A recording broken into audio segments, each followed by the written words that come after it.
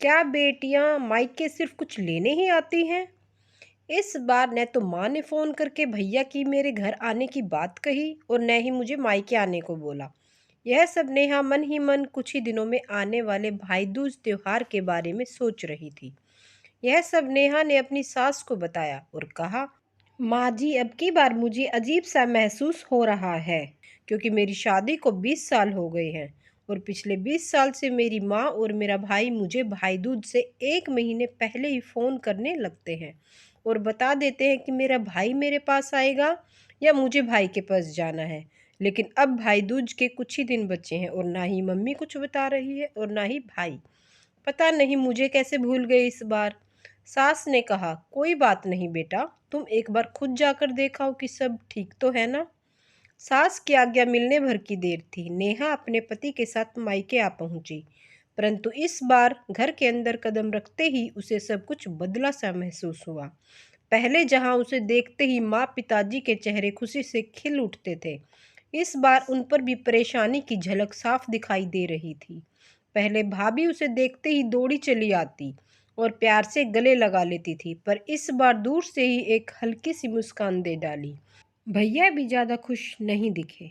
नेहा के पति ने खाना वाना खाया और कुछ दिनों के लिए उसे उसके मायके छोड़कर वापस चले गए। जैसे ही उसके पति उसे मायके छोड़ वापस गए, उसने अपनी माँ से बात की। तब उन्होंने बताया कि इस बार कोरोना के चलते लॉकडाउन की वजह से भैया का काम बिल्कुल ठप पड़ गया है। बस इसी वजह से अब की बार तेरे भैया को तेरे घर भेजने के बारे में नहीं सोचा। नेहा बोली, कोई बात नहीं माँ, ये मुश्किल दिन भी जल्दी निकल जाएंगे, आप चिंता मत करो। नेहा अपने भैया भाभी के कमरे के बाहर से निकल रही थी। तभी भैया भाभी के मुंह से उसका नाम सुनकर वह वहां रुक गई और उसने उनकी सभी बातें सुन ली। भैया बोल रहे थे, पहले ही घर चलाना इतना मुश्किल हो रहा था, ऊपर से बेटे की कॉलेज की फीस, परसों भाई दूज है, नेहा को भी कुछ देना पड़ेगा। भाभी बोली, कोई बात नहीं, आप चिंता न करें। ये मेरे कानों की झुमकियाँ बहुत पुरानी हो गई है, इन्हें बेचकर जो पैसे आएंगे उससे नेहा दीदी को त्योहार भी दे देंगे और कॉलेज की फीस भी भर देंगे। नेहा को यह सब सुनकर बहुत बुरा लगा। भैया भाभी ये क्या बातें कर रहे हैं? क्या मैं यहाँ उनको तंग करके कुछ लेने के लिए ही आती हूँ? यह सब सोचते हुए मैं अपने कमरे में आ गई। फिर मैंने सोचा कि मेरा भाई और मेरे पिताजी हमेशा मुझे इतना कुछ देकर ससुराल भेजते हैं, तो क्या मुझे उनके बुरे वक्त में उनका साथ नहीं देना चाहिए? वह अगले दिन ही सुबह अपने भतीजे को साथ लेकर बैंक गई और अपने अकाउंट में से कुछ पैसे निकलवाकर पहले भतीजे की कॉलेज की फीस जमा की और फिर घर का जरूरी सामान खरीद कर घर वापस आ गई। अगले दिन जब मैंने भाई दूज पर भैया का टीका किया, तो भैया ने बहुत दुखी मन से मेरे हाथ में 100 का नोट रखा।